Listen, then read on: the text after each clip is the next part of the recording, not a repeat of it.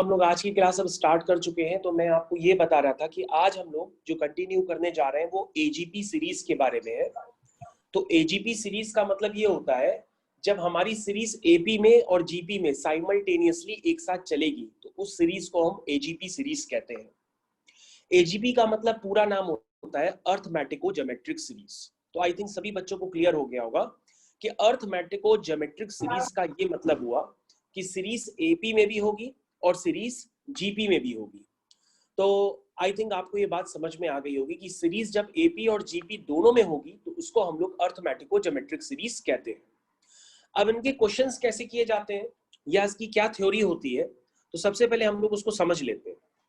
तो अभी आप अपनी कॉपी में इस तरह से लिखिए जैसे मैं आपको लिख करके बता रहा हूं, ARITH अर्थमेटिको geometric series. This is geometric series, अर्थमेटिको geometric series, या इसको आप सीक्वेंसेस भी कह सकते हैं। इसका क्या मतलब होता है अगर मैं आपको विद एग्जांपल के साथ बताऊं और फिर मैं बाद में आपको क्वेश्चन कराता हूं। जैसे आप लिखिए if A1, A2, A3 dot dot dot AN is n AP। ये टर्म्स जो है आपके A1, A2, A3 up to AN ये AP में है, और जो टर्म है आपके B1, B2, B3 up to BN ये टर्म्स GP में है। ठीक है, लेकिन अगर हम एक ऐसा सीक्वेंस फॉर्म कर दें, देन द सीक्वेंस, अगर हम एक ऐसा सीक्वेंस फॉर्म कर दें और वो सीक्वेंस है आपका A1 B1, A2 B2, A3 B3, AN BN, इस तरह से आप लिखते चले गए, तो इस सेट टू बी, इस सीरीज को हम क्या कहेंगे, इस सेट टू बी एन, इसको हम क्या कहेंगे, अर्थमेटिको ज्योमेट्रिक सीक्वेंस। इसको हम लोग कहते हैं अर्थमेटिको ज्योमेट्रिक सीक्वेंस। तो अभी मैंने कुछ भी नहीं पढ़ाया है, मतलब बहुत हल्की सी चीज ही बताई है। जिन्होंने जस्ट अभी अभी भी ज्वाइन किया है उनको भी समझ में आएगा। अभी हमने कुछ भी नहीं किया है, जिन्होंने अभी अभी ज्वाइन किया है वो सिर्फ स्क्रीन पे ध्यान से पढ़ ले तो उनको समझ में आ जाएगा कि अर्थमेटिको ज्योमेट्रिक सीक्वेंस का मतलब ये है कि सीरीज एपी में भी चल रहे हैं उसके terms as well as GP में भी चल रहे हैं। जैसे फॉर एग्जांपल मैं एक एग्जांपल आपको लेकर के दिखाता हूं, फिर मैं क्वेश्चन कराता हूं तो आपको ज्यादा समझ में आएगा। जैसे फॉर एग्जांपल मैंने लिख दिया A plus D into R, A plus 2D into R square, A plus 3D into R cube. तो ये सीक्वेंस किसमें है, A plus D, A plus 2D, A plus 3D, ये तो AP फॉर्म कर रहा है, और आर स्क्वायर, आर क्यूब ये क्या फॉर्म कर रहे हैं, GP फॉर्म कर रहे हैं। इसका मतलब ये किसका एग्जाम्पल है, ये एक एग्जाम्पल है अर्थमेटिको ज्योमेट्रिक सीरीज का। तो this is an example of अर्थमेटिको geometric series. ये एक एग्जाम्पल मैंने आपको दिया है अर्थमेटिको ज्योमेट्रिक सीरीज का कि वो किस तरह से आपको दिखाई देने वाली है। अगर मैं आपको क्वेश्चन बिगिनिंग लेवल पे कराऊं तो आपको थोड़ा सा ध्यान देना पड़ेगा, यानी अब आप अपनी स्क्रीन से बिल्कुल हिलिएगा नहीं वरना आपको समझ में कम आएगा। अब आपको बिल्कुल यहां से हिलना नहीं है, ध्यान दीजिएगा बिल्कुल।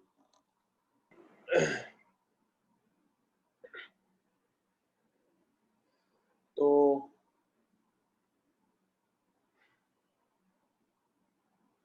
ओके बच्चों, तो आप सभी को स्क्रीन पूरी तरीके से विजिबल है। तो सबसे पहले आपके क्वेश्चन जो मैं लिखने जा रहा हूं, सबसे फर्स्ट क्वेश्चन मैं आपके सामने लिखने जा रहा हूं, ध्यान दीजिएगा। क्वेश्चन है find the sum to infinity of the series, यानी sum to infinity of series, मतलब इस जो मैं आपके सामने अभी सीरीज लिखूंगा उस सीरीज का इनफाइनाइट टर्म्स तक सम निकालना है, यानी sum to infinite terms, sum to infinite terms of series. तो मैं आपको जो अभी लिख के दे रहा हूं सम, उसका इनफाइनाइट टर्म्स तक आपको सम निकालना है। तो देखिए मैं आपको सीरीज पहले एक बार बताता हूं। जैसे आपको मैंने एक सीरीज दी है 1 plus 2 times 1 minus 1 by n, plus 3 times 1 minus 1 upon n का whole square plus 4 times 1 minus 1 by n का होल क्यूब। इस तरह से ये सीरीज चलती ही चली जा रही है। आपको सीरीज का सम निकालना है अप टू इनफाइनाइट टर्म्स तक। तो अगर आप इस सम को s से रिप्रेजेंट कर दें, मतलब आप लेट कर लें कि इस सीरीज का सम क्या आ रहा है, s आ रहा है। आप लेट कर लीजिए सीरीज का सम क्या है, s। आपको s की वैल्यू निकालनी है। लेकिन अगर आप यहां पे ध्यान से देखेंगे कि ये AGP जो है इसका कॉमन रेशियो क्या है, इसका कॉमन रेशियो है 1 माइनस 1 बाय, मतलब जब सेकेंड टर्म को डिवाइड करते हैं फर्स्ट टर्म से तो आपका कॉमन रेशियो आता है 1 माइनस 1 बाय n, आपका कॉमन रेशियो है। तो कॉमन रेशियो काफी बड़ा सा है, तो आप एक काम कर लीजिए, जो 1 माइनस 1 बाय n है उसको आप x सेलेक्ट कर लीजिए। 1 माइनस 1 बाय n को आप x सेलेक्ट कर लीजिए और अपनी सीरीज को आप दोबारा लिख लीजिए। तो ये बन जाएगी 1 plus 2x plus 3x square plus 4x cube plus dot dot dot dot, इस तरह से वो इनफाइनाइट टर्म्स तक चलती चली जा रही है। अब जरा आप यहां पर ध्यान से देखिए कि ये AGP है कि नहीं है। तो आप कहेंगे यस सर ये AGP है, क्योंकि 1 2 3 4 ये भी सीक्वेंस AP है और x स्क्वायर x क्यूब ये सीक्वेंस GP है, तो ये AGP हुई सर। अब इसको सॉल्व करने का तरीका क्यों होता है? अगर आपके पास ये क्वेश्चन जो हम लोग पहले पढ़ाई कर रहे थे तो वैसे करना होता तो आप कैसे करते? आप कहते सर समेशन वाले आपने क्वेश्चन बताए थे, उसका तरीका ये था कि पहले आप nth टर्म निकालते थे, nth टर्म को rth टर्म में लिखते थे, फिर उस पर समेशन लिखते थे, यही करते थे ना आप। लेकिन क्या आप इसका nth टर्म लिख सकते हैं? नहीं लिख सकते। कि लिख सकते हैं? इसका nth टर्म हम लिख सकते हैं, लेकिन हमें सम कहां तक पूछा गया है? हमें सम पूछा गया है इनफाइनाइट टर्म्स तक पूछा गया है। तो इनफाइनाइट टर्म्स तक का सम हम कैसे निकालेंगे, उसकी क्या तरीका होता है वो आपको देखना पड़ेगा। और ये मेथड खासकर उन जगहों पे लगाएंगे जब AGP का फॉर्मेशन होगा। तो आपको हमारी बात ध्यान से सुननी है। सिर्फ और सिर्फ जब AGP का फॉर्मेशन होगा, यानी कि टर्म्स जब AP में होंगे और GP में भी होंगे, तभी जो मैं आपको मेथड बताने जा रहा हूं वो मेथड आप तभी लगाएंगे, अदरवाइज उस मेथड को आप नहीं लगाएंगे। तो यहां पे AGP का फॉर्मेशन हो रहा है, तो देखिए हम कैसे करते हैं। तो सबसे पहले हमें इसका सम क्लियर कर लीजिएगा, n टर्म्स तक नहीं निकालना है, इनफाइनाइट टर्म्स तक निकालना है। तो अब हम क्या करते हैं, ये आपकी इक्वेशन, इसको मान लीजिए ये इक्वेशन 1 है, ठीक है, जो मेरे को निकालना है, यानी आपको निकालना क्या है, आपको s की वैल्यू निकालनी है। अब आप देखिए इस सीरीज में जो कॉमन रेशियो था GP का वो क्या था? कहोगे सर इस सीरीज में कॉमन रेशियो GP का x है। क्या है? x। अब आप क्या करिए, इस पूरी सीरीज में x का मल्टीप्लाई कर दीजिए, और x का मल्टीप्लाई करने के बाद इस सीरीज को एक टर्म आगे शिफ्ट करके लिखना होता है। यानी कि जब 1 के साथ x मल्टीप्लाई होगा तो आएगा तो x ही, लेकिन आप एक टर्म आगे शिफ्ट करके लिखेंगे। 2 के साथ x मल्टीप्लाई करेंगे तो आएगा 2x स्क्वायर, लेकिन जब x आगे शिफ्ट हो गया तो 2x स्क्वायर भी आगे शिफ्ट हो जाएगा, सिमिलरली 3x क्यूब भी आगे शिफ्ट हो जाएगा। तो ये बात आपको समझ में आनी चाहिए कि कॉमन रेशियो मल्टीप्लाई करने के बाद एक टर्म आपको शिफ्ट करके लिखना होता है। तो आई थिंक आपको ये बात समझ में आ गई होगी। अब आप क्या करेंगे, इन दोनों इक्वेशंस को माइनस करेंगे, यानी कि फर्स्ट माइनस सेकंड। जरा आप इन दोनों इक्वेशंस को माइनस करिए। जब दो इक्वेशंस को माइनस करेंगे तो ये आएगा s times 1 minus x is equal to 1, 2x minus x कितना हुआ? x। 3x square minus 2x square कितना हुआ? x square. ये हो गया x क्यूब। तो ये कहां तक आ गया? ये अप टू इनफाइनाइट टर्म्स तक चल रहा है। अब बच्चों ध्यान से देखो, क्या 1 plus x square plus x cube, क्या ये आपकी देखी हुई सीरीज है? बिल्कुल सीरीज है। कहोगे सर ये एक GP है, और GP के इनफाइनाइट टर्म्स का सम आपने बताया था। GP के इनफाइनाइट टर्म्स का सम आपने बताया था a अपॉन 1 माइनस r। सभी बच्चों को याद होगा GP के इनफाइनाइट टर्म्स का सम क्या होता है? a upon 1 minus r।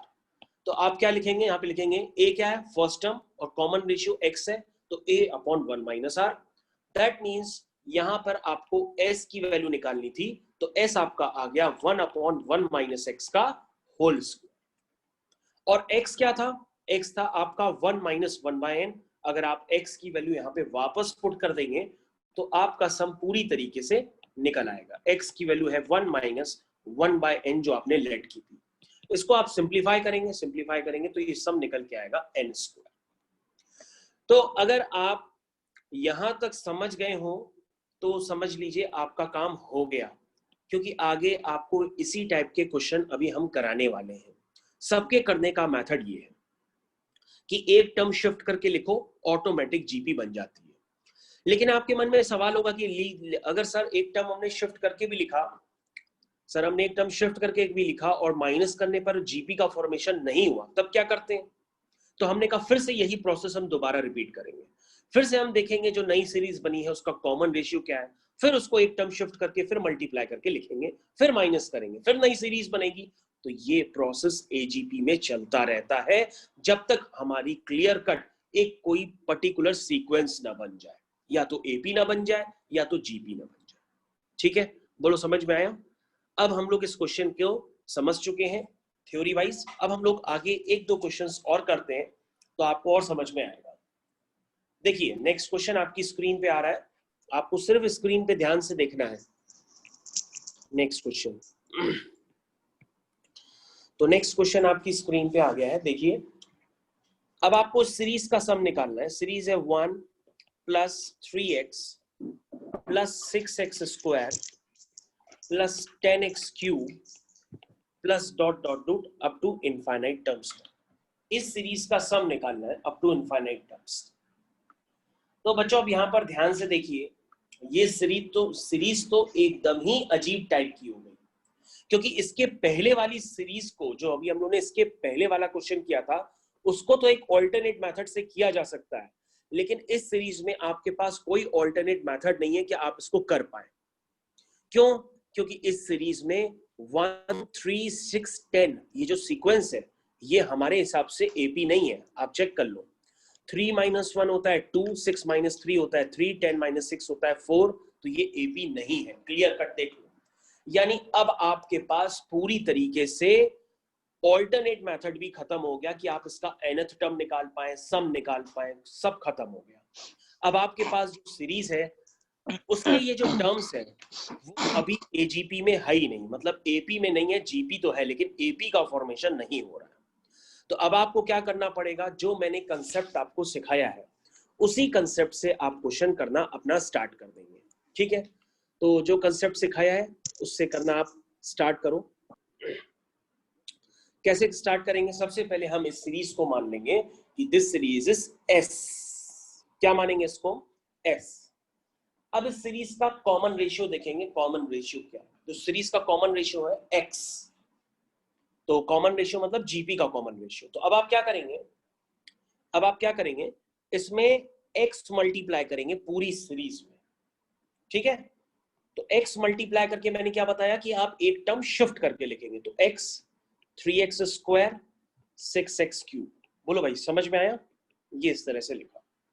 अब हमने क्या प्रोसेस बताया था कि सर इनको माइनस करेंगे, तो ध्यान से देखिएगा। अब हम इनको माइनस करने जा रहे हैं और यही मेथड है आपके पास, इसके अलावा और कोई मेथड नहीं होता क्वेश्चन करने का।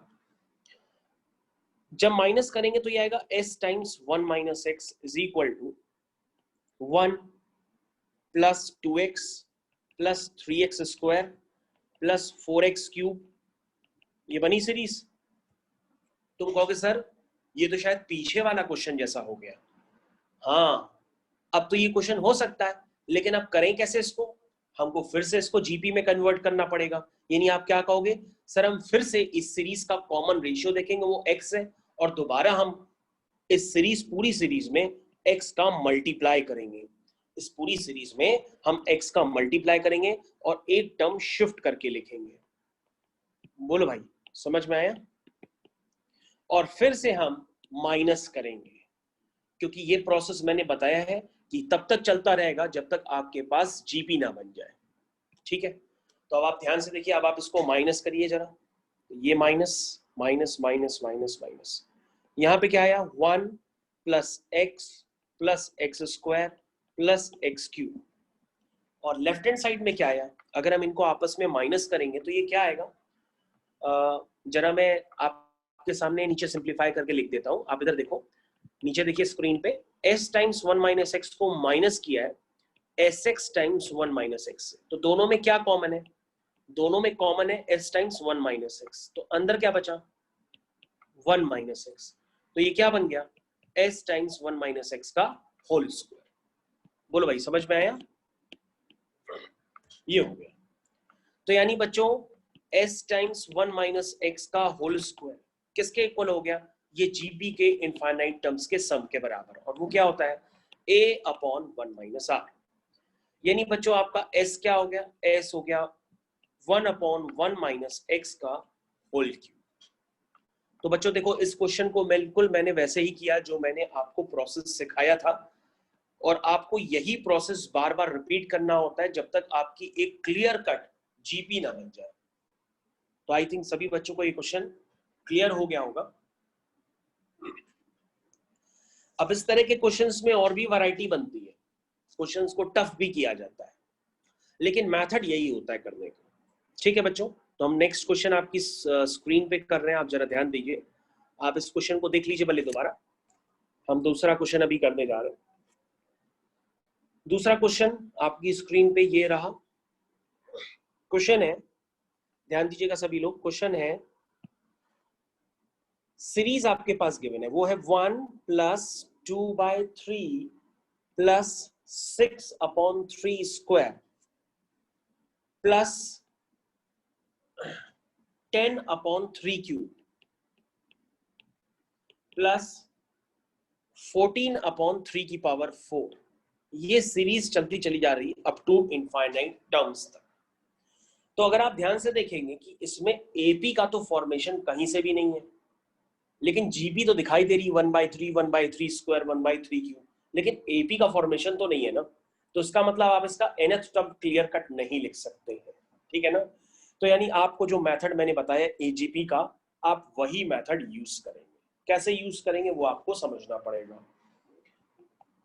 सबसे पहले आप इस सीरीज को एस मान लेंगे और एक नई सीरीज का फॉर्मेशन करते हैं।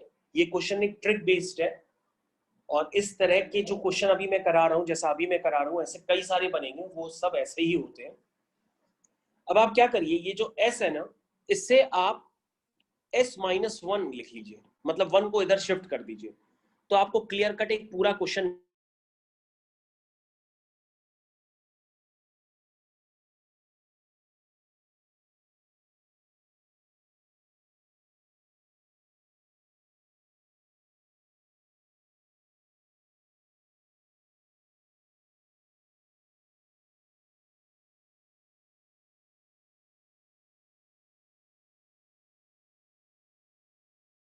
सर आपका माइक ऑफ हो गया।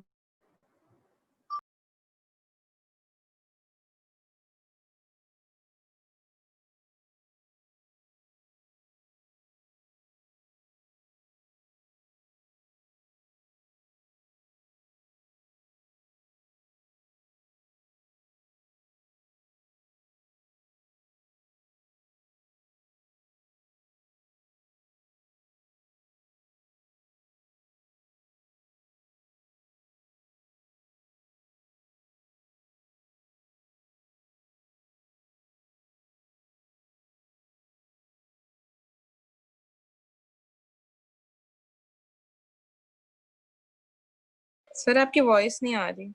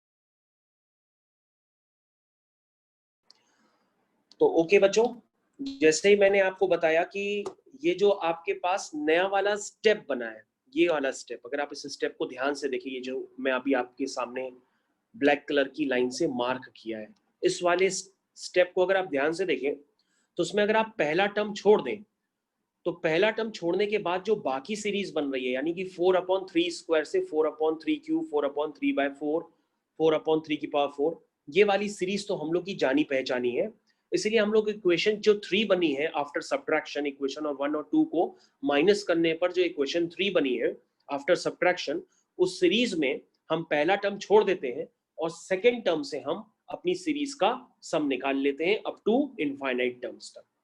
लेकिन अगर आपके मन में डाउट आता है कि सर, कि अगर ये nth टर्म होता, nth टर्म में एक टर्म कम करते हैं तो आगे से n-1 टर्म्स का सम निकालते हैं, लेकिन सर यहाँ इनफाइनाइट टर्म्स में एक टर्म कम करने पर और आगे से आप सम निकाल लें तो कोई इफेक्ट नहीं पड़ेगा। तो हम कहेंगे कि सर कोई इफेक्ट नहीं पड़ता है, क्योंकि इनफाइनाइट टर्म्स तक का हम सम निकाल लें। ऐसा समझिए, मैं आपको बता रहा था कि अगर आपके पास समुद्र है और समुद्र में से अगर हम 2 बूंदे पानी की निकाल दें तो समुद्र पर कोई इफेक्ट नहीं पड़ता है। तो समुद्र क्या होता है? इनफाइनाइट, अनडिफाइंड होता है, उसकी कोई लिमिट नहीं होती। उसी तरीके से हम इस सीरीज का सम इनफाइनाइट टर्म्स तक निकाल लें, अगर हम सीरीज को सम निकालने के लिए एक टर्म उसमें अलग कर भी देंगे, पहले वाला 2/3, तो सीरीज पे कोई इफेक्ट नहीं पड़ेगा। क्योंकि अगर हम स्टार्टिंग से लेते हैं तो सीरीज का सम नहीं निकाल पाएंगे, क्योंकि 2/3 और 4/3 में 3 स्क्वायर में कोई रिलेशन नहीं आ पा रहा है। ठीक है ना? इसलिए हमने पहला टर्म हमने छोड़ दिया और बाकी सीरीज में 4 कॉमन लेते ही हमारे पास एक जीपी बन गई अप टू इनफाइनाइट टर्म्स तक। तो ये जो जीपी बनी इनफाइनाइट टर्म्स तक का, इसका सम होता है a/1 - r। इसका a है 1/3 स्क्वायर और कॉमन रेशियो है 1/3। तो आपके पास अगर हम इस ब्रैकेट को सिंप्लीफाई करेंगे तो ये बच्चों, ये ब्रैकेट सिंप्लीफाई होने पर आता है 2/3, यानी 2/3 s-1 is equal to 2/3 plus ये पूरा ब्रैकेट आएगा आपका 2/3। ठीक है? तो आप पहले यहां तक देख लीजिए, क्योंकि आपका थोड़ा सा वॉइस क्लियर ना होने की वजह से आपको हो सकता है थोड़ा कम समझ में आया हो, मैं रुका हुआ हूं। तो आप देख लो पहले। ओके, यहां तक आई थिंक आपको क्लियर हो गया होगा। तो अब आप क्या करिए, 2/3 times s-1 is equal to क्या बना? 2/3 प्लस 2/3। मतलब पहला तो 2/3 था ही टर्म जिसको मैंने छोड़ा था, और दूसरा जो बड़ा सा ब्रैकेट है वो भी 2/3 है। तो बच्चों यहां से अगर आप थोड़ा सा सिंप्लीफाई करेंगे तो s की वैल्यू आ जाएगी 3, यानी उस सीरीज का जो सम आ रहा है वो 3 आ रहा है। आपको यहाँ से s सिंप्लीफाई करके निकालना पड़ेगा। अब आपको मैं टाइम दे रहा हूं, अगर आपको दोबारा कोई डाउट है तो आप पूछ लो दोबारा, हम दोबारा बता देंगे। सर हाँ बेटा बोलो। सर जैसे क्वेश्चन में ओके बच्चों, तो अब आपके सामने नेक्स्ट क्वेश्चन आ रहा है। नेक्स्ट क्वेश्चन आपकी स्क्रीन पे आ रहा है, ध्यान से देखिएगा। नेक्स्ट क्वेश्चन करने से पहले आपको एक बात समझनी पड़ेगी, और एक नया टर्म इंट्रोड्यूस कर रहा हूं मैं। उस नए टर्म का नाम होता है पार्शियल फ्रैक्शन। क्या नाम होता है? Partial fraction. देखिए, पार्शियल फ्रैक्शन का क्या मतलब होता है, जरा बात समझिएगा ध्यान से। पहले मैं आपको समझाता हूं, उधर ध्यान दीजिएगा। जैसे मान लो बच्चों, मैंने लिखा है 1/x टाइम्स x + 1, ये लिखा है। मैंने कहा इसके पार्शियल फ्रैक्शन करो। क्या आपने कभी पार्शियल फ्रैक्शन का नाम सुना है? नहीं सुना होगा।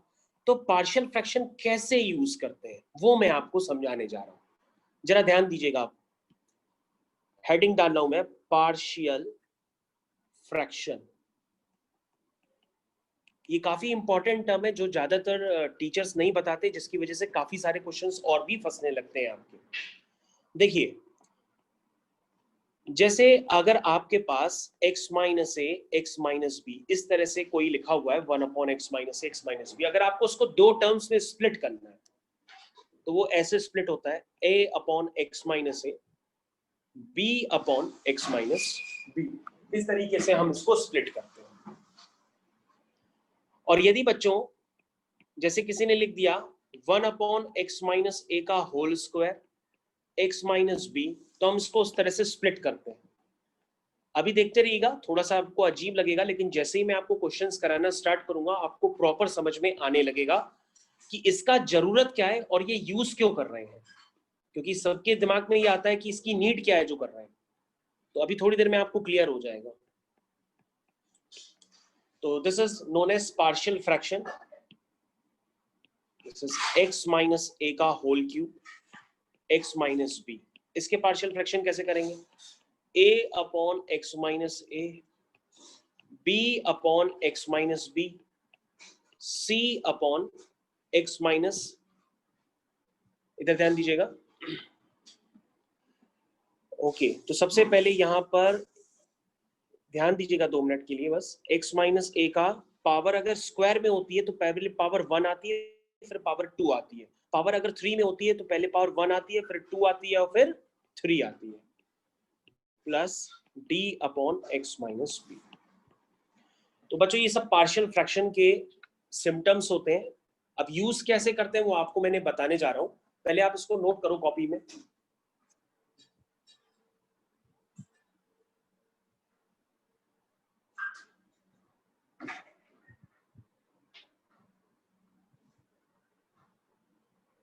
आप इसको नोट करिए पहले कॉपी में।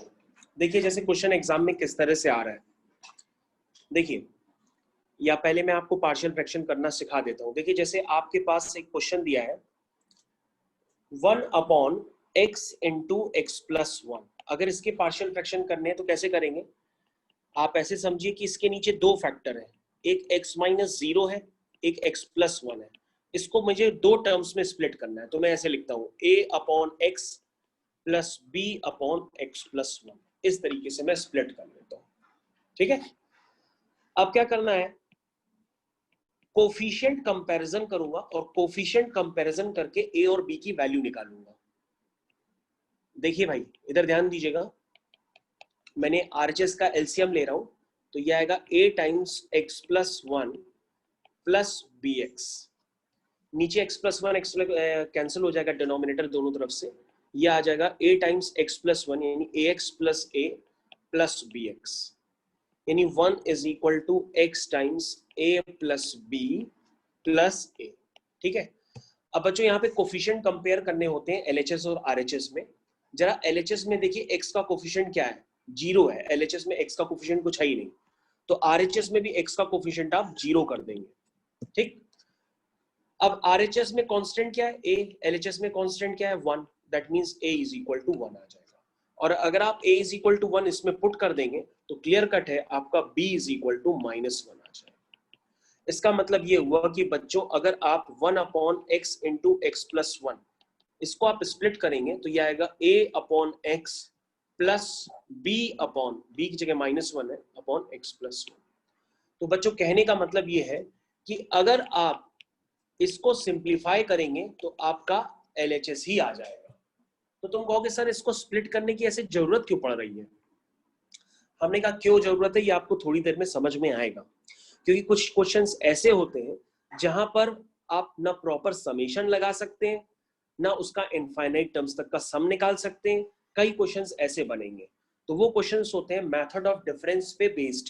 कैसे किए जाते हैं वो मैं आपको थोड़ी देर में बताऊंगा, लेकिन उससे पहले आपको किसी का भी पार्शियल फ्रैक्शन करते कैसे हैं ये आपको क्लियर होना चाहिए। अभी मैंने आपकी स्क्रीन पे एक क्वेश्चन करके दिखाया है बकायदा कि पार्शियल फ्रैक्शन मैंने उसके कैसे किए। वो क्वेश्चन यहां से चालू है और ये लास्ट में जाके यहां पर खत्म हुआ है।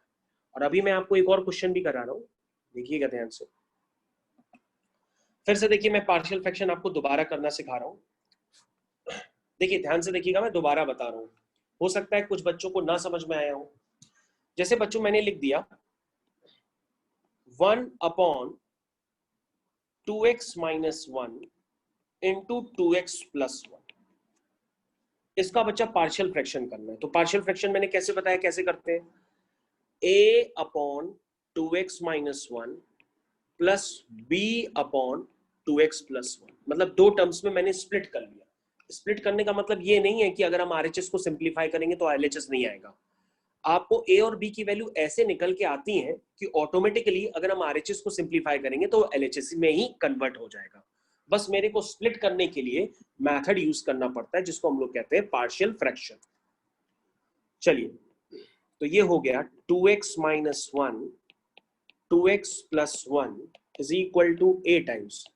तो बच्चों आप RHS का एलसीएम वगैरह लेके जैसे सिंप्लीफाई करते हैं वैसे सिंप्लीफाई करिए, और अगर आप देखेंगे तो दोनों के डिनोमिनेटर लेफ्ट और राइट हैंड साइड में कैंसिल हो जाएंगे, तो ये सिर्फ बचेगा 1 is equal to 2ax plus a plus 2bx minus b, ये बचेगा। तो बच्चों आप x के कोफिशिएंट पूरी तरीके से कलेक्ट कर लीजिए। तो x के कोफिशिएंट क्या है 2a प्लस 2b, और कांस्टेंट क्या है a माइनस b। तो बच्चों जो 2a प्लस 2b है वो x का कोफिशिएंट है RHS में, और लेफ्ट हैंड साइड पे x का कोफिशिएंट क्या है 0। वैसे ही RHS में कांस्टेंट क्या है a minus b, left hand side पे कांस्टेंट क्या है 1। तो बच्चों आपके पास ये दो इक्वेशंस बन गई है, इन दो इक्वेशंस को आप सॉल्व कर लीजिए, a और b निकाल लीजिए। कैसे निकालेंगे? आप कहेंगे सर एक काम कर लेते हैं, यहां से a की वैल्यू आ रही है 1 प्लस b, उठा के यहां पुट कर देते हैं। तो a की वैल्यू 1 प्लस b उठा के इधर पुट कर दो, तो आपके पास b प्रॉपर तरीके से आ जाएगा। तो क्या आया 2 प्लस 2b प्लस 2b, यानी कि 4b इज इक्वल टू 0, यानी b की वैल्यू आ गई -1/2, और b की वैल्यू -1/2 यहां पुट करेंगे तो a की वैल्यू आ जाएगी +1/2। तो बच्चों ये आपकी a की वैल्यू आ गई और ये आपकी b की वैल्यू आ गई। यानी कि अगर हम इसके पार्शियल फ्रैक्शन कर चुके हैं तो उसका आंसर क्या होगा? उसका आंसर होगा 1 अपॉन, क्या क्वेश्चन था ऊपर देखिए अपनी स्क्रीन पे, 2x minus 1 into 2x plus 1 is equal to, ये होता है a की वैल्यू 1/2 है अपॉन 2x माइनस 1, और b की वैल्यू -1/2 है टू 2x प्लस 1। अब आप ध्यान से देखिए, मैंने इसकी पार्शियल फ्रैक्शन करके दिखा दिए। पार्शियल फ्रैक्शन कुछ नहीं होता, बस एक स्प्लिटिंग ऑफ टर्म्स होता है कि मैं टर्म्स को स्प्लिट कर दूं। और क्यों स्प्लिट कर रहा हूं उसका एक रीजन है, क्योंकि क्वेश्चंस वैसे आएंगे कि आपको टर्म्स स्प्लिट करने ही पड़ेंगे, वरना आप क्वेश्चन कर भी नहीं पाएंगे। सर जहाँ आपने इक्वेशन बनाई वो वाले स्टेप फिर से बता देना। कौन सा बेटा? सर जहाँ पे आपने इक्वेशन फॉर्म की थी। इक्वेशन फॉर्म की मतलब हाँ ये सर, फर्स्ट स्टेप, ये नहीं sir 2a plus b equals to 0 a minus b equals to 1। अच्छा, ये इक्वेशंस कैसे फॉर्म किए? यस बेटा, देखो बिल्कुल देखो। देखो बेटा यहाँ पर क्या करना होता है, अगर आप RHS देखें तो RHS में x का कोफिशिएंट क्या है? x का कोफिशिएंट है 2a प्लस 2b, और LHS में x का कोफिशिएंट क्या है? LHS में x का कोफिशिएंट है 0, मतलब है ही नहीं कुछ, तो x का कोफिशिएंट 0 हो गया। अब RHS में कांस्टेंट की जगह क्या है? RHS में कांस्टेंट की जगह है a माइनस b। कांस्टेंट उसे कहते हैं जो x पे डिपेंडेंट ना हो, जिसके साथ x ना हो। और LHS में कांस्टेंट क्या है 1। तो बेटा हम कोफिशिएंट कंपेयर करते हैं। कोफिशिएंट कंपेयर करने का मतलब ये होता है कि RHS के x के कोफिशिएंट LHS के x के कोफिशिएंट के बराबर कर लो, RHS का कांस्टेंट LHS के कांस्टेंट के बराबर कर लो, तो वैसे इक्वेशंस का फॉर्मेशन हो जाता है, इक्वेशंस बन जाती हैं, तो क्वेश्चन सॉल्व हो जाता है। तो आई थिंक आपको ये बात क्लियर हो गई होगी, ठीक है। तो बच्चों ये पार्शियल फ्रैक्शन होते हैं, ये आपके लिए भले अभी नया लग रहा हो, फिर ये धीरे धीरे आपके लिए कॉमन हो जाएगा। क्योंकि देखो बच्चों ऐसा होता है कि जब ये क्वेश्चंस एग्जाम में आते हैं तो कई टीचर्स क्या होता है वो बिना बताए, मतलब बिना बताए आपको क्या करेंगे, ये देखिए इसको क्या करेंगे बिना बताए ये लिख देंगे डायरेक्टली। मतलब कहने का मतलब ये है कि इसको बिना बताए वो ये लिख देंगे डायरेक्टली ये, और आप कहोगे कि सर ये आया कैसे, सर ने हमारे कैसे स्प्लिट कर लिया इनको दो टर्म्स में, तो आप बड़ा कंफ्यूज हो जाओगे। आप कहोगे कि सर बड़े स्मार्ट है कि वो तो स्प्लिट कर लेते हैं, हम स्प्लिट नहीं कर पाते। लेकिन ऐसा होता नहीं है।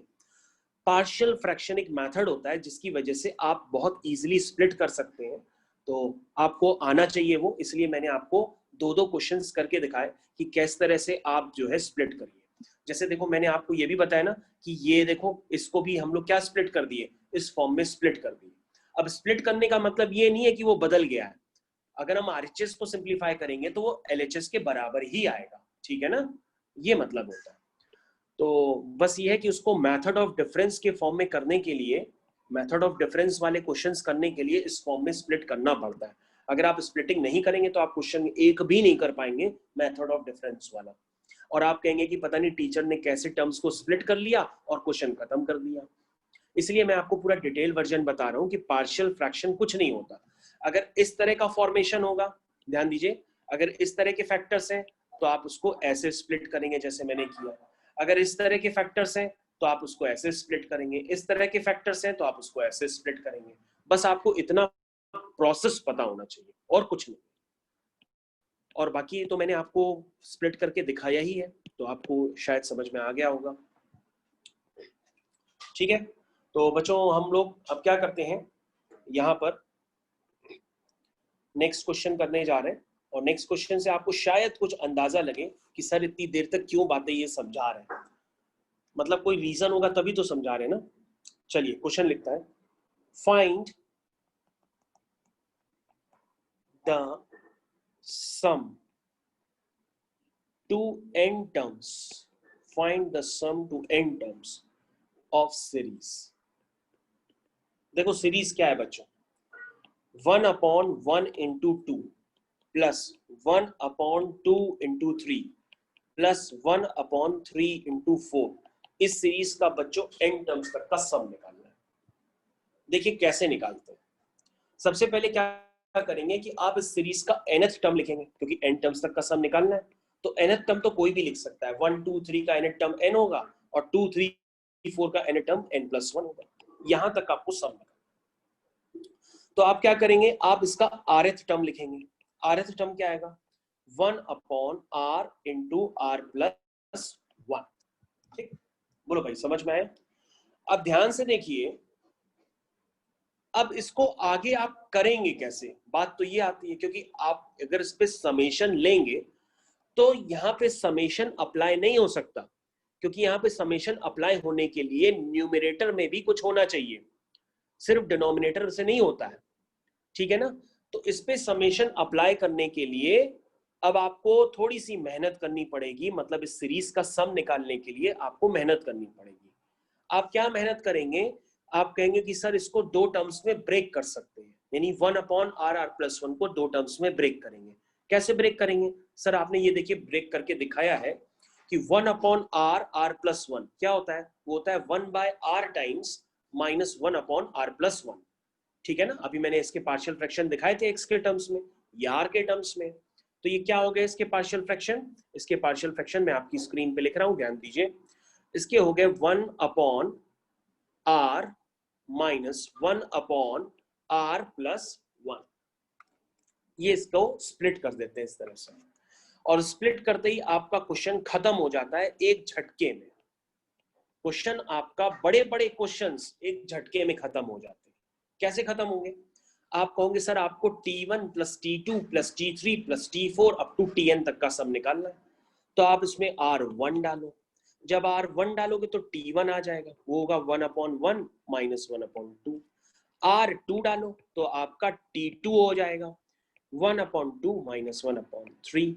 R3 डालो तो आपका T3 आ जाएगा 1/3 -1/4।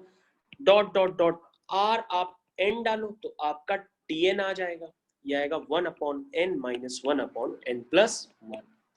अब आपको सम निकालना है, तो भैया इन सबको उठा के सम कर दो।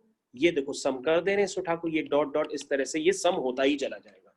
जब आप सम करोगे तो आपको अचानक इसमें एक सिमेट्री नजर आएगी। क्या सिमेट्री नजर आएगी, कि ये टर्म्स डायगोनली कैंसिल होते चले जा रहे हैं, ये टर्म्स इस तरह से डायगोनली कैंसिल होते चले जा रहे हैं, होते चले जा रहे हैं। ध्यान दिया, जब टर्म्स -½ का +½ +½ का -½ ये टर्म्स सब डायगोनली कैंसिल होते चले जा रहे हैं। और ये जब सम हम कर रहे हैं तो सिर्फ दो टर्म्स बच रहे हैं, एक पहला टर्म और एक आखिरी टर्म। ठीक है, एक पहला टर्म और एक आखिरी टर्म। इसको जब हम सिंप्लीफाई करेंगे तो आपका आंसर आ जाएगा। This is n+1 -1, this is n+1 -1/n+1। तो बच्चों आपका आंसर आ गया n/n+1। This is the answer. ये आंसर निकालने का इसका मेथड होता है इस तरह के क्वेश्चंस का। तो आई थिंक सभी बच्चों को हमारी बातें क्लियर हो गई होंगी कि मैंने किस तरह से क्वेश्चन ये आपको करके दिखाया है।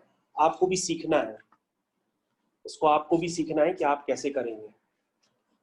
तो ये क्वेश्चन सिर्फ इसी मेथड से हो सकते हैं, इसका नाम होता है पार्शियल फ्रैक्शन।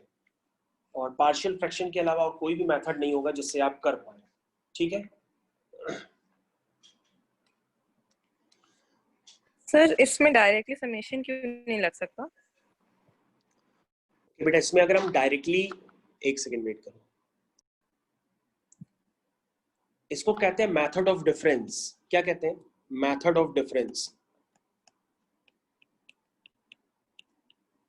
मतलब ये सीरीज आपको दूर से ही नजर आएंगी, मतलब समेशन वाली सीरीज तो आपको समझ में आ ही जाएंगी क्योंकि उसकी सारी चीजें न्यूमरेटर में लिखी रहती हैं, लेकिन ये वाली जो डिफरेंस वाली सीरीज है आपको दूर से ही नजर आएंगी कि बिना पार्शियल फ्रैक्शन के वो हो ही नहीं सकती। तो अब आप समझ गए होंगे कि अगर ये 1 into 2 plus 2 into 3 plus 3 into 4 होता तो आप इस पर डायरेक्टली लगा सकते थे समेशन वाली प्रॉपर्टी, लेकिन ये 1 अपॉन है, ठीक है ना? ये क्या है? 1 अपॉन। और अगर आप प्रॉपर्ली लगा के चेक करेंगे तो आपको खुद महसूस भी होगी कई बातें कि इस पे डायरेक्टली वो वाला समेशन लग नहीं सकता है, क्योंकि जब आप समेशन लगाएंगे तो उसमें r की वैल्यू 1 डालिए, 2 डालिए, 3 डालिए, और जैसे मैंने आपको सिखाया था एकदम बिगिनिंग में वैसे ऐड करने की कोशिश करिए, तो आपके टर्म्स प्रॉपर ऐड नहीं हो पाएंगे, मतलब समेशन अप्लाई नहीं हो पा रहा होगा। मतलब आप प्रॉपरली कॉपी में करके उसको लगा के चेक करिए, तो टर्म्स आपके बहुत ही अजीब टाइप के बनेंगे, आप उनको कलेक्ट नहीं कर पाएंगे कि आप उस पर समेशन लगा पाए, कलेक्ट नहीं हो पाएंगे आपके टर्म्स। ओके, तो मैं आपको एक और क्वेश्चन करा रहा हूं ताकि आपको और मतलब क्लियर हो उसका। Find the sum up to n terms of series. अच्छा, आप बिल्कुल परेशान ना होइएगा क्योंकि मैं पार्शियल फ्रैक्शन की पूरी एक एक्सरसाइज करा दूंगा, ठीक है? तो अभी तो मैंने इतना बता दिया कि ताकि आपका काम चल जाए। तो ये है 1 upon 1 into 3 plus 1 upon 3 into 5 plus 1 upon 5 into 7, ये चलता चला, ये सीरीज है, ठीक है? तो इसका सम निकालना है। सम कैसे निकालेंगे? अब आप कहेंगे सर पहले इसका rth टर्म लिखते हैं। हमने कहा rth टर्म के पहले आप जरा इसका nth टर्म लिखो। क्या आएगा? 2n माइनस 1 और 2n प्लस 1। आप निकाल के चेक कर लो। अगर आपको कोई कंफ्यूजन है, अगर आपसे इसका nth टर्म नहीं निकल रहा है तो आप हमको बता दो, हम निकाल के दिखा देंगे। 135 का nth टर्म निकालिए, 2n माइनस 1 आएगा। 357 का nth टर्म निकालिए, 2n प्लस 1 आएगा। आप निकाल के चेक कर लो एपी के फॉर्मूले से, tn is equal to a plus n minus 1 into D से। भैया कोई भी कंफ्यूजन हो तो आप पूछते रहना, मैं बताता रहूंगा। तो बच्चों इसका rth टर्म क्या होगा? rth टर्म होगा 2r माइनस 1 2r प्लस 1, ठीक? अब बच्चों rth टर्म पे तो आप समेशन ले नहीं सकते। अगर आपका लेने का बहुत मन है, अब अगर आप लेना चाहते ही हैं तो आप इसमें जरा समेशन लीजिए और समेशन लेकर के जरा उसमें r की वैल्यू 1 से लेकर के n तक डालिए, तो जरा चेक करिए कि आपके वो टर्म्स कलेक्ट होकर के क्या आप समेशन लगा पा रहे हैं। आप लगा नहीं पाएंगे, आप चेक कर लो। इसलिए यहाँ पे काम आता है मेथड ऑफ डिफरेंस। यानी आप क्या करेंगे, इसका पार्शियल फ्रैक्शन करेंगे। ये देखिए इसका पार्शियल फ्रैक्शन मैंने ऑलरेडी आपको करा रखा है कि 1 upon 2x minus 1 2x plus 1 का ये होता है पार्शियल फ्रैक्शन, यानी कि इसको स्प्लिट करना होता है मेथड ऑफ डिफरेंस के फॉर्म में। लेकिन टीचर आपका क्या करेगा, वो आपको बताएगा नहीं, वो डायरेक्टली इसको मेथड ऑफ डिफरेंस से करने लगेगा और आप सोचोगे कि यार इन्होंने इसको ऐसे स्प्लिट कैसे कर लिया। तो ऐसा नहीं है कि वो अपने आप कर रहे हैं, वो पार्शियल फ्रैक्शन से ही कर रहे होते हैं। तो अब आप क्या करेंगे, जब आप इसको स्प्लिट करेंगे तो ये आएगा 1/2 टाइम्स क्या आया था 2r माइनस 1, ये था ना, माइनस 1/2 टाइम्स 2r प्लस। इसको आप स्प्लिट करके ऐसे ही तो लिख सकते हैं। स्प्लिट करने का मतलब ये थोड़ी नहीं कि ये वैल्यू बदल गई, अगर आप इसको सिंप्लीफाई करेंगे तो ऊपर पहुंच जाएंगे वापस। तो अगर आप इसमें 1/2 कॉमन ले लें, क्योंकि 1/2 तो सभी में आ रहा है, तो 2r minus 1 minus 1 upon 2r plus 1। तो अगर आप प्रॉपरली देखें तो अब आपका rth टर्म ये है। अब आप क्वेश्चन कर लीजिए। क्वेश्चन कैसे करेंगे? आप कहेंगे सर t1 निकालेंगे। t1 क्या आएगा? 1/2 टाइम्स 2 माइनस 1 कितना हुआ? 1, और 2 प्लस 1 कितना हुआ? 3। देखो भाई देखो, t2 निकाल लें 1/2 टाइम्स 2 2 जा 4, 4 माइनस 1 कितना हुआ? 3 हुआ। फिर 2 2 जा 4, 4 प्लस 1 कितना हुआ? 5 T3 निकाल लें। चलो मेरे साथ निकालो, बैठे क्यों हो आप लोग। T3 3 2 6 6 minus 1 5 3 2 6 6 plus 1 7 ऐसे चलता रहेगा। कब तक चलना है, ये सम आपको n टर्म्स तक निकालना है। तो ये होगा 2n minus 1 2n plus 1। अब बच्चों देखो वही काम यहाँ पे भी अप्लाई हो रहा है। ये देखो डायगोनली देखो टर्म्स कैंसिल हो रहे हैं, ये ऐसे कैंसिल होते रहेंगे। समझ में आया। अगर आप सीधा सीधा प्लस करके लिखेंगे ना तो वैसे मत लिखिएगा सीधा सीधा प्लस करके, तो ये कई टीचर सीधा सीधा प्लस करके लिखते हैं। तो ऐसे केस में क्या होता है कि वो समझ ही नहीं पाते बच्चे की कौन सा टर्म बचा, कौन सा पहला बचा कौन सा आखिरी बचा, तो उसमें बच्चे कंफ्यूज हो जाते हैं। तो ऐसे केसेस में कभी डायगोनल ऐसे बनेगा, कभी डायगोनल ऐसे बनेगा। तो दो तरीके से डायगोनल बनते हैं। तो ये अगर आप ऊपर नीचे टर्म्स लिखेंगे तो ही आप जल्दी समझ पाएंगे कि डायगोनल किस दिशा में जा रहा है। ठीक है ना, समझ गए। अब आप इसको कर लो, इसका आंसर निकाल लो। तो उसका जो सम आएगा, सम ऑफ n टर्म्स, वो कितना आएगा 1/2 times, this is 1/2 times into bracket 1/2 times into bracket 1 minus 1 upon 2n plus 1। ठीक है, तो ये हो जाएगा 2n plus 1 minus 1 upon 2n plus 1। तो ये कितना आ गया बच्चों, थोड़ा सा सिंप्लीफाई करके बताना। ये आएगा n upon 2n plus 1। तो ये बच्चों आपका सम निकल करके आ गया। ऐसा कोई भी बच्चा जिसको ना समझ में आया हो ये question.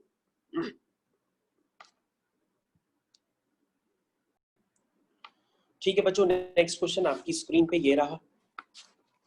Find the sum, find the sum to infinity of series. Series है बच्चों आपकी x plus y x square plus x y plus y square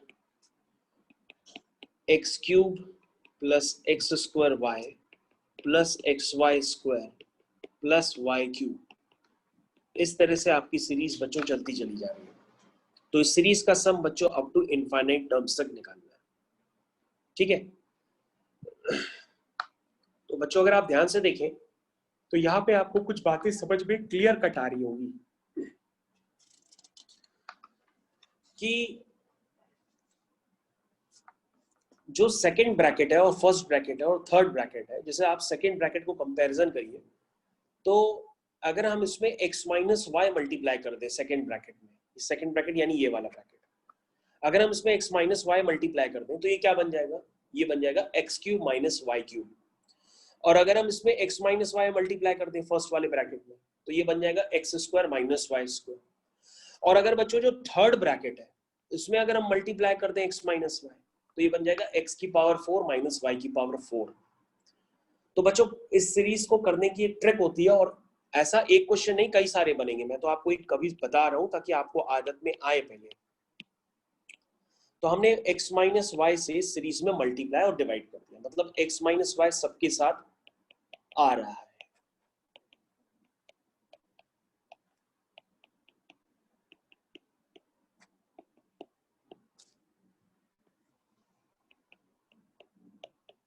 तो आई थिंक आपको समझ में आ गया होगा कि मैंने क्या इसमें यूज किया है कंसेप्ट। क्वेश्चन बहुत ही जल्दी अब हो गया, एक ही स्टेप में होने वाला है, इसके बाद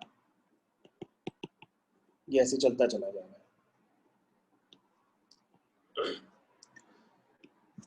आप बच्चों ध्यान से देखिए, ये सीरीज एक बन रही है स्पेशल टाइप ऑफ सीरीज जो आपको क्लियर हो रही होगी। ये है x square minus y square, ये है x cube minus y cube, ये है x की पावर 4 माइनस वाई की power 4 up to infinite terms. और बच्चों अगर इसको और ध्यान से देखें तो ये है एक्स स्क्वायर एक्स क्यूब, है ना, x की पावर 4, ऐसे करके ये इनफाइनाइट टर्म्स तक चल रहा है। और माइनस कॉमन लेके बन रहा है वाई स्क्वायर वाई की पावर 3 वाई की पावर 4, ऐसे करके ये इनफाइनाइट टर्म्स तक चल रहा है। तो ये बच्चों क्या हो गया, ये हो गया 1 upon x minus y into bracket, ये हो गया a अपॉन 1 माइनस आर। ध्यान से देखिए, a upon 1 minus R, common ratio इसका x है, फर्स्ट टर्म इसका x स्क्वायर है, this is a upon 1 minus R. फिर से देखिए सेकेंड टर्म, फर्स्ट टर्म इसका y स्क्वायर है और कॉमन रेशियो y है, तो a अपॉन 1 माइनस आर।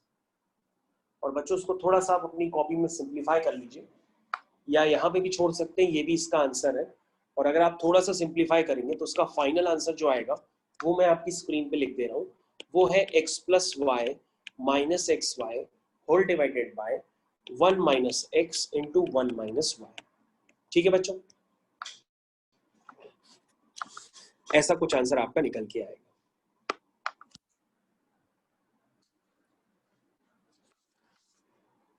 तो बच्चों आप कंफ्यूज मत हो जाइएगा कि आपने कई तरह की सीरीज पढ़ी है, ऐसा नहीं है। आपने एजीपी पढ़ी है, मेथड ऑफ डिफरेंस पढ़ा है, sum of infinite terms of the series पढ़ा है, समेशन वाला पढ़ा है, तो सब सीरीज एक डिफाइंड है पर्टिकुलर वे में। मतलब कोई अजीबोगरीब टाइप की सीरीज आपके पास नहीं आएगी। आपके पास जो भी सीरीज आएगी आपको पहचानना पड़ेगा कि वो एजीपी है, कि उस सीरीज का nth टर्म निकाल के समेशन ले लें, या हम उसको डायरेक्टली मेथड ऑफ डिफरेंस से सॉल्व करें। मतलब आपको खुद क्वेश्चन में समझ में आ रहा होगा, मतलब आपको जबरदस्ती कोई अजीबोगरीब टाइप का क्वेश्चन नहीं आएगा।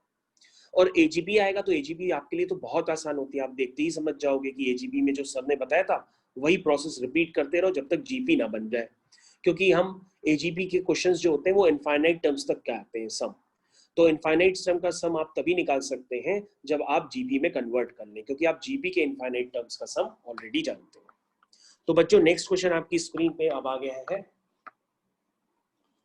नेक्स्ट क्वेश्चन आपकी स्क्रीन पे आ रहा है, ध्यान दीजिएगा। क्वेश्चन है, if x is equal to 1 plus a square plus dot dot dot infinity and y is equal to 1 plus b square plus dot dot dot up to infinity। तो आपको proof करना है, prove that 1 plus ab plus a square b square plus a cube b cube plus dot dot dot infinite। आपको proof करना है, ये आएगा x y whole divided by x plus y minus 1, x plus y minus 1, ये आएगा।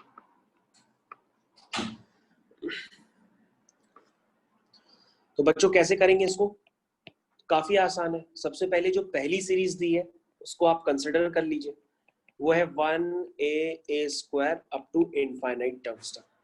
इस सीरीज का आप सम जानते हैं, वो होता है a अपॉन 1 माइनस आर, हर कोई लिख सकता है।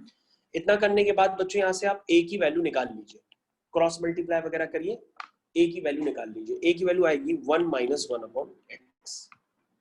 उसी तरीके से बच्चों आप दूसरी सीरीज लिखिए, वो है y is equal to 1 plus B square up to infinity. तो बच्चों इस सीरीज का सम निकाल लीजिए, a अपॉन 1 माइनस आर। और बच्चों अगर आप इसको थोड़ा सा भी सिंप्लीफाई करेंगे तो आपके पास यहाँ से b की वैल्यू आ जाएगी, वो आएगी 1 माइनस 1 अपॉन वाई। अब बच्चों जो आपकी रिक्वायर्ड सीरीज है वो भी तो एक जीपी है जिसका कॉमन रेशियो क्या है, ए बी।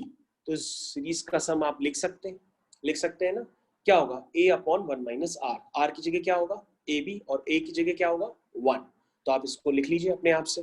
कैसे लिखेंगे, इस सीरीज का सम होगा, यानी जो रिक्वायर्ड आंसर है उस सीरीज का सम है a upon 1 minus R, R आपका क्या है ए बी। अब बच्चों आप a और b की वैल्यू तो जानते हैं ना, अभी तो आपने निकाली थी। a की वैल्यू क्या है 1 माइनस 1 बाई एक्स, b की वैल्यू क्या है 1 माइनस 1 बाय वाई। इसको बच्चों थोड़ा सा सिंप्लीफाई कर लीजिए, तो आपके पास जो सीरीज थी रिक्वायर्ड सीरीज जिसका आपको सम निकालना है, वो सम निकल करके आ जाएगा x प्लस वाई माइनस 1।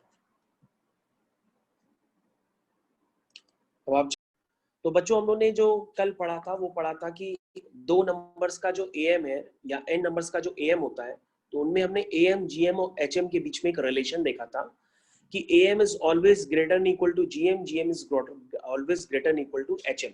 मतलब am arithmetic mean, geometric mean, harmonic mean का रिलेशन हम लोगों ने कल देखा था और उसको प्रूव भी किया था। अब बच्चों करना क्या है, यहाँ पे आपके पास क्वेश्चन है, उस क्वेश्चन को करना है। देखिए क्या गिवन है, गिवन है कि A B C are 3 positive numbers, prove that. जैसे ही कोई पॉजिटिव नंबर बोले ना, पॉजिटिव नंबर बोलते ही आप समझ जाया करो कि वहां पे एम जीएम का कोई रिलेशन है।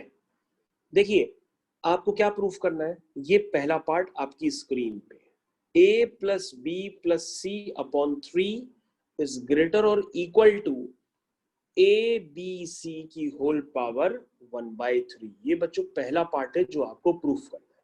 कैसे प्रूफ करेंगे? आपको भी सर ये तो बहुत आसान है, A B C positive number है, उसमें A M greater than G M लगा दीजिए, प्रूफ हो जाएगा। और क्या, ए बी सी अगर पॉजिटिव नंबर है तो उनका ए एम क्या होगा, वो होगा ए प्लस बी प्लस सी बाय 3। देखिए नीचे मैं स्क्रॉल कर रहा हूँ, ए प्लस बी प्लस सी बाय 3। और इन तीन नंबर्स का जीएम क्या होगा, ए इंटू बी इंटू सी होल पावर 1/3। तो जैसे ही आप अप्लाई करेंगे आपका क्वेश्चन हो गया, पहला पार्ट तो प्रूफ हो गया।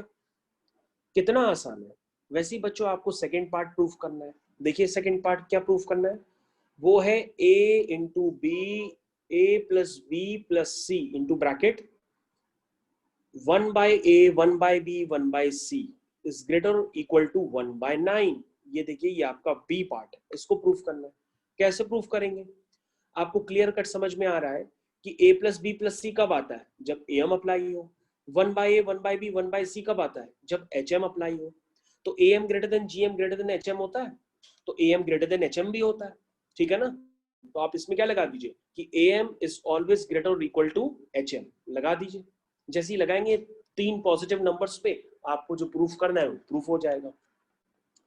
तो तीन पॉजिटिव नंबर्स का am क्या हुआ, a plus B plus C upon 3।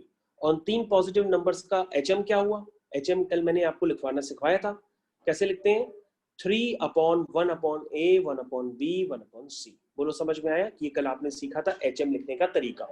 चार नंबर्स होते हैं तो क्या लिखते हैं, 4 upon 1 upon a plus 1 upon b plus 1 upon c plus 1 upon d। और बच्चों अगर हम इनको क्रॉस मल्टीप्लाई करेंगे, जैसे इस वाले रिलेशन को हम क्रॉस मल्टीप्लाई करेंगे, तो क्रॉस मल्टीप्लाई करते ही आपको जो प्रूफ करना था वो प्रूफ हो जाएगा, जो आपको प्रूफ करना था वो प्रूफ हो जाएगा, ठीक है। तो आपको यही पार्ट प्रूफ करना था, सेकंड पार्ट आपका यानी बी पार्ट आपका प्रूफ हो गया। ध्यान से देखिए बी पार्ट में क्या लिखा था वो प्रूफ हो गया। अब बच्चों आपके पास सी पार्ट है, उसको प्रूफ करना है। प्रूफ करना है आपको a plus B into bracket B plus C into bracket C plus A greater और इक्वल टू 8abc। क्या प्रूफ करना है, ग्रेटर और इक्वल टू 8abc। तो बच्चों पहला और दूसरा पार्ट तो कोई भी कर सकता है, क्योंकि वो तो सीधा सीधा am gm और hm पे बेस्ड था। सी वाला पार्ट भी हो सकता है, लेकिन थोड़ा सा आपको सीखना पड़ता है। कैसे सी करेंगे इस क्वेश्चन को, देखिए सबसे पहले हम क्या करते हैं, a और b पर लगाएंगे am ग्रेटर देन gm, फिर बी पर और सी पे लगाएंगे, फिर सी और ए पे लगाएंगे। तो आप कहोगे सर आपने ऐसा किया क्यों? हमने बेटा ऐसा इसलिए किया क्योंकि वहां पर ए प्लस बी गिवन था अलग से, बी प्लस सी अलग से गिवन था, सी प्लस ए अलग से गिवन था, इसलिए हमने ऐसा किया। इसका मतलब अगर हम इन तीनों इक्वेशंस पे A M greater than G M लगाने के बाद इनको क्रॉस मल्टीप्लाई करें तो आ जाएगा A plus B is greater और equal to 2 root A B. Similarly b plus c is greater or equal to 2 root bc, c plus a is greater or equal to 2 root ac। अब बच्चों जो आपको proof करना है उसको आप target बनाइए। प्रूविंग में आपको क्या चाहिए, a plus b into b plus c into c plus a। इसका मतलब आप क्या करिए, इन तीनों जो आपकी इक्वेशन है, इक्वेशन 1, इक्वेशन 2 और इक्वेशन 3, इनको आप आपस में मल्टीप्लाई कर दीजिए। जैसे ही आप मल्टीप्लाई करेंगे आपको जो प्रूफ करना था वो प्रूफ हो जाएगा, यानी ग्रेटर इक्वल टू 8abc आ जाएगा। ठीक है, तो बच्चों आपको ये क्वेश्चन क्लियर हो गया होगा। नेक्स्ट क्वेश्चन की तरफ चलते हैं। देखिए नेक्स्ट क्वेश्चन क्या है। नेक्स्ट क्वेश्चन बच्चों ये आपकी स्क्रीन पे डी पार्ट देखिए क्या लिखा है, लिखा है a plus B upon C plus B plus C upon A plus C plus A upon B is greater और इक्वल टू 6। ये वाला पार्ट अब आपको प्रूफ करना है, जिसको मैं मार्क कर रहा हूँ, ठीक है ना। ये वाला पार्ट है, तो इस वाले पार्ट को आपको प्रूफ करना है, ठीक है ना, ये वाला पार्ट। तो अगर हम इसको ध्यान से देखें तो ये क्या है, अगर हम इसको इंडिविजुअल डिवाइड भी कर दें तो ये क्या बनेगा, a upon C plus B upon C plus B upon A plus C upon a. ऐसी तो बनेगा जब हम ब्रेक कर देंगे इसको, पूरा सिंप्लीफाई करने के लिए ब्रेक कर दिया। अब इसको हम प्रूफ कैसे करें, आपके पास तो वही 3 चीजें होती हैं, AM, GM, HM, उसी से सबको प्रूफ करना होता है और तो कुछ होता ही नहीं है। तो आप क्या करिए, अगर ABC पॉजिटिव नंबर है तो A/C, B/C ये सब भी क्या होंगे, पॉजिटिव नंबर्स होंगे। तो बच्चों आप यहाँ पर ये वाले पॉजिटिव नंबर्स कंसिडर कर लीजिए जो आपकी स्क्रीन पे मैं मार्क कर रहा हूँ। ये पॉजिटिव नंबर्स यानी कि 6 पॉजिटिव नंबर्स ऐसे कंसिडर करिए। अब आप कहोगे कि सर ये आपको सब स्ट्राइक कैसे कर रहा है, तो हमने कहा बेटा ये AM, GM के क्वेश्चन है जो प्रूविंग करनी होती है, उस प्रूविंग को हम देखते हैं कि प्रूविंग हमें करनी क्या है, उसी आधार पे हम पॉजिटिव नंबर्स को कंसिडर करते हैं। यही तरीका होता है। और बाकी अगर मल्टीप्लिकेशन वाले टर्म्स आ रहे होते हैं तो ज्यादातर वहां GM होता है, सम वाले टर्म आ रहे होते हैं तो वहां पे ज्यादातर क्या होता है, AM होता है। वन जैसे 2/1/A + 1/B इस टाइप के टर्म आ रहे होते हैं वहां पे HM होता है। तो ये बेटा तरीका होता है। तो इसमें हमारी कोई सेटिंग नहीं है, जो हमको जो प्रूफ करना होता है उस प्रूफ के आधार पे ही हम पॉजिटिव नंबर्स को कंसिडर करते हैं। तो जैसे बच्चों मैंने ये 6 पॉजिटिव नंबर्स कंसिडर किए, इन 6 पॉजिटिव नंबर्स का AM क्या होगा, इन सब का सम डिवाइड बाय 6। इनका GM क्या होगा, इन सब का product divide by whole power 1/6, क्योंकि GM है 6 नंबर है तो होल पावर 1/6, 4 नंबर होते हैं तो होल पावर 1/4। जब आप मल्टीप्लाई करेंगे तो ये सारे नंबर आपस में क्या हो जाएंगे, कैंसिल हो जाएंगे, और क्रॉस मल्टीप्लाई करते ही आपको जो पार्ट प्रूफ करना है वो पार्ट तुरंत प्रूफ करके आ जाएगा, यानी इसकी वैल्यू आएगी ग्रेटर और इक्वल टू 6। तो आई थिंक आपको ये क्वेश्चन पूरी तरीके से क्लियर हो गया होगा किस तरह से मैंने किया। तो बच्चों नेक्स्ट क्वेश्चन आपकी स्क्रीन पे आ गया है कि if ABCD is equal to 2 find minimum value of A + B C + D। देखिए बच्चों इस तरह के जब क्वेश्चंस आते हैं तो आप क्वेश्चन कर नहीं पाएंगे अगर आपको AM GM के बारे में आइडिया नहीं है। अब आप सोच लीजिए, अगर एक पल के लिए भूल जाइए आपको AM GM पता है और क्वेश्चन सिर्फ इतना ही है जो मैं ग्रीन कलर से बॉक्स में बंद कर रहा हूं। क्या क्वेश्चन है, if ABCD is equal to 2 find the minimum value of A + B * C + D। अगर आपको AM GM HM नहीं आता है तो बच्चों आप भूल जाइए कि आप क्वेश्चन कर भी पाएंगे, ठीक है ना। आप A + B C + D की वैल्यू निकाल ही नहीं सकते, क्या उसकी मिनिमम वैल्यू। तो इसके लिए क्या करना पड़ता है, जो ये नंबर्स होते हैं वो पॉजिटिव नंबर्स ही होते हैं। अब आपको डिसाइड करना पड़ेगा कि हम उसमें AM GM HM का कैसे यूज करें। जैसे A + B और C + D है तो आप एक काम करिए, पहले A और B को कंसिडर करिए, उस पे AM GM लगाइए, ठीक है। फिर C और D को कंसिडर करिए, उस पे AM GM लगाइए, लगा दिया। इसको क्रॉस मल्टीप्लाई करिए, ये आएगा, इसको क्रॉस मल्टीप्लाई करिए, ये आएगा। आपको क्या अपीयर कराना है, आपको अपीयर कराना है A + B * C + D। तो कैसे अपीयर होगा, इन दो इक्वेशंस को आपस में मल्टीप्लाई कर दो। जैसे इन दोनों इक्वेशंस को आपस में मल्टीप्लाई करोगे तो आपके पास रिलेशन आएगा कि A + B * C + D is greater और इक्वल टू 4√2। इसको आप यूज कर लीजिएगा, ABCD की वैल्यू जो है ना वो 2 गिवन है, इसको आप यूज कर लीजिएगा। तो बच्चों इसकी वैल्यू आएगी 4√2। तो बच्चों देखिए निकल के क्या है, आपके पास A + B * C + D की वैल्यू नहीं आई है, एक इनइक्वालिटी आई है कि A + B * C + D की जो वैल्यू है वो 4√2 होगी और या 4√2 से ज्यादा होगी, क्योंकि ग्रेटर और इक्वल टू है। तो उसकी मिनिमम वैल्यू क्या हुई, मिनिमम वैल्यू हुई 4√2। दैट मींस आपका आंसर आ गया, क्योंकि आपसे उसकी एग्जैक्ट वैल्यू नहीं पूछी गई थी, मिनिमम वैल्यू पूछी गई थी। तो बच्चों जब मिनिमम वैल्यू पूछी जाए, क्वेश्चन में पॉजिटिव नंबर्स के बारे में बोला जाए, तो आप समझ लीजिएगा वो क्वेश्चन बिना AM और बिना GM बिना HM के तो हो ही नहीं सकते। इसलिए आपको AM GM और HM का पूरा आइडिया होना चाहिए, तभी आप क्वेश्चंस कर सकते हैं।